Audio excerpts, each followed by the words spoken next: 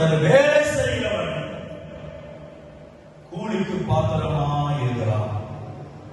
நீ எந்த வேலை செய்யோ அந்த வேலைக்கு ஏற்ற ஆசீர்வாதத்தை கர்த்தர் நிச்சயம் தருவார். எத்தனை பேர் விசுவாசிக்கிறீங்க?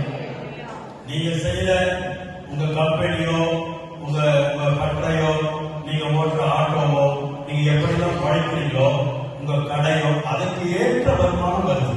அப்படிங்களா? அல்லேலூயா. இன்னும் கொஞ்சம் கூட நீங்க முயற்சி பண்ணீங்கன்னா இன்னும் கொஞ்சம் கூட வரும்னு நினைக்கிறேன். ஒரு அல்லேலூயா சொல்ல மாட்டீங்க? என்ன பண்ணா என்ன வரும்? அல்லேலூயா.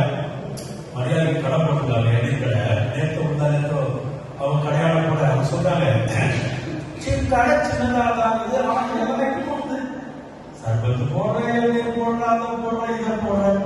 அல்லேலூயா. தோத்திரம். நல்லா கவனிங்க. உங்கள் வருமானத்தை